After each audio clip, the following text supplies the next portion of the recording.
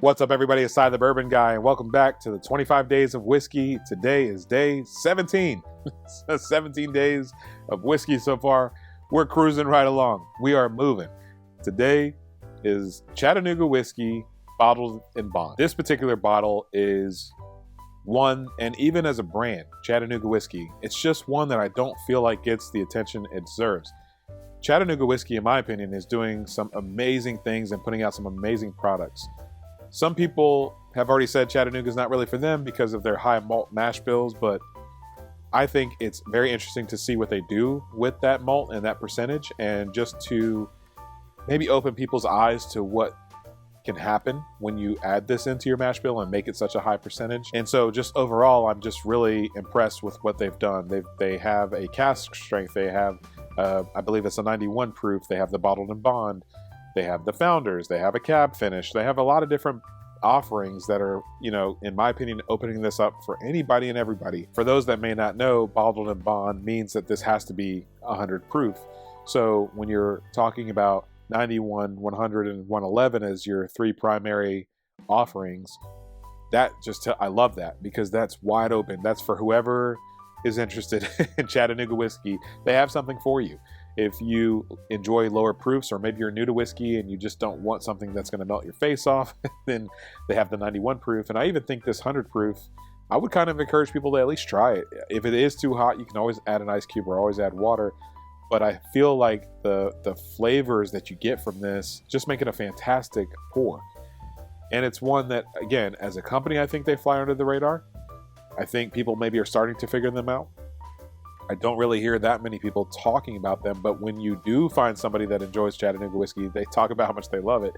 So, I mean, there's something there for sure. And on the flip side, if you like higher proof products, bottled in bond is still a pretty good proof, but they also have the 111, and they have the founders, and they have, a few different things that they're doing to maybe appeal more to an enthusiast or somebody that's, really enjoys whiskey at a higher proof. I think there's a lot of different things that they're doing down in Chattanooga to really appeal to the masses. Really, without having one product that does it, their product lineup is what actually is doing it. So for those that may not know, bottled in bond is basically all these different regulations that the government has said you have to follow in order to call yourself a bottled in bond. So one of them being 100 proof, the other being, and this has to at least be 4 years. So we already know where we're at when we start. It just helps us kind of take some of the guessing out of it, and just to know that this came from one distillery within one distilling season, and all that stuff. And so that kind of helps. It has been interesting to me to talk with Chattanooga Whiskey a little bit and to hear that they're changing when they do their bottled in bonds. There's actually different pieces of the process that they're actually changing. Now, they can only change but so much because it's bottled in bond, but it's very interesting to hear them talk about some of their innovation and some of the creativity that they're still bringing, even though this is a bottled in bond product. So very cool to hear that type of innovation happening within whiskey.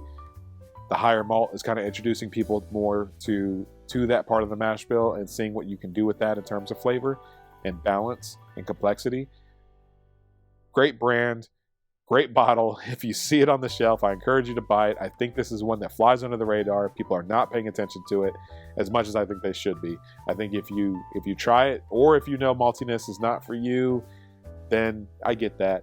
But if you're open to just trying different whiskeys and seeing, different parts of the region, whether that's, Tennessee, but maybe you want to kind of go outside of Kentucky and try something else, I would give this a shot for sure. Definitely worth it. Trust me. But again, if you have one of their products and you don't really care for it because of that maltiness, then I don't know if you're going to like the others, but I still think it's worth at least giving them a shot, at least trying it if you can, maybe at a bar or something like that. I appreciate you tuning in for day 17. You've been here this long. Like, subscribe, comment, do all the things, and I'll see you tomorrow for day 18. Cheers.